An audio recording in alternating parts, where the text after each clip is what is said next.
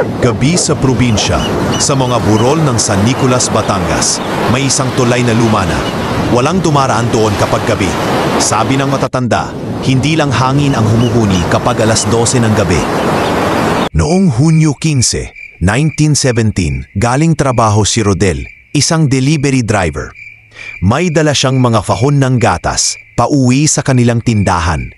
Maulan nung araw na yon, madulas ang kalsada, at ang ilaw ng kanyang motor ay pakurap-kurap. Alauna na pala, ayos lang to, mabilis lang tong ruta, diretso lang sa tulay. Habang papalapit siya sa tulay, napansin niyang tahimik ang paligid. Biglang tumigil ang mga kuliglig. Tahimik, parang huminto ang oras. Teka, bakit parang may dumadaan sa kabila? Huwag kang dadaan dito. Sino yan? May tao ba riyan? Paglingon niya, wala. Pero sa salamin ng motor, may refleksyon ng isang babaeng nakaputi. Basang-basa at nakalugay ang buhok. Bakit mo ako iniwan? Mabilis niyang pinaandar ang motor. Pero habang umaandar, parang mas lumalakas ang huni ng hangin. At bawat pitik ng gulong ay tila may humahawak sa likod niya.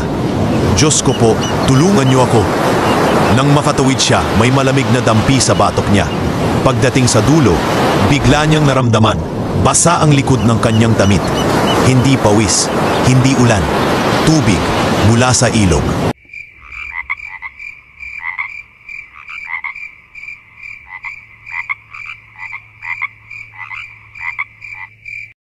Kinabukasan, dinalaw niya ang karinderya sa tapat ng tulay. Anong niya sa may-ari, Nay, may nangyari po ba rito dati? Anak, 3 taon na ang nakalipas. May babae ritong nalunod sa ilalim ng tulay na yan. Hinatid daw siya ng kasintahan, pero iniwan sa gitna ng ulan. Simula noon, kahit kuliglig, tumitigil pag alas 12. Parang nakikiramay. Lumipas ang ilang linggo, bumalik si Rodel sa tulay. Gusto niyang patunayan na wala siyang nakita.